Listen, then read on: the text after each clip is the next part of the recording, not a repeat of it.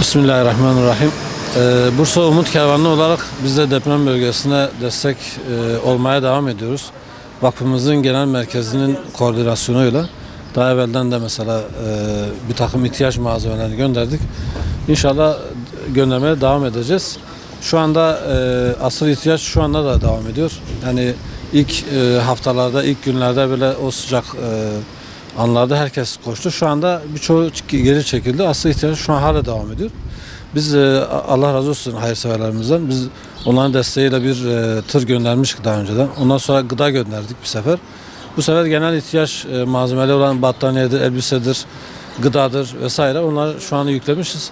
Göndereceğiz inşallah Hatay bölgesine. Allah-u Teala hayırseverlerimizden razı olsun. Biz Allah izin verirse Ramazan sonuna kadar oradayız yani. Belki daha sonrasına devam edebilir. Bunun için çağrı yapıyoruz. Hani biz bize destek vermek isteyenler bize ulaşabilirler. Biz de onların yardımlarını inşallah ihtiyaç sahiplerine ulaştırabiliriz. Allah-u Teala kendilerine razı olsun ve hayırlarını kabul eylesin inşallah.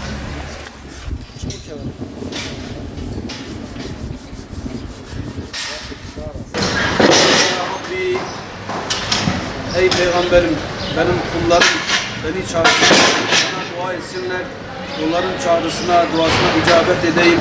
Bizler de bugün böyle sana açtık ya Rabbi, sen dualarımızı kabul eyle ya Rabbi.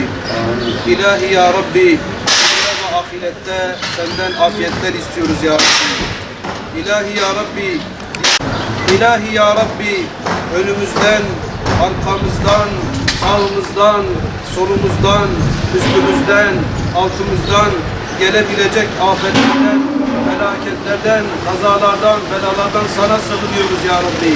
Senin azametine sığınıyoruz ya Rabbi. Ya ilahi ya Rabbi, depremzede kardeşlerimize yardım eyle ya Rabbi. Onların sıkıntılarını gider ya Rabbi. Onlara ferahlıklar ihsan eyle ya Rabbi. Ölülerden merhamet eyle ya Rabbi. Diri kalmışlarına uzun ömür, sağlık, sıhhat bahşeyle ya Rabbi.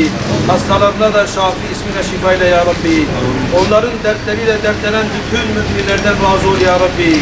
Onlara hayır yapan, onların ihtiyaçlarını gideren bütün hayırseverlerimizden razı ol ya Rabbi. Sen dualarımızı kabul eyle ya Rabbi. Elhamdülillahi Rabbil alemin. Billahi Teala.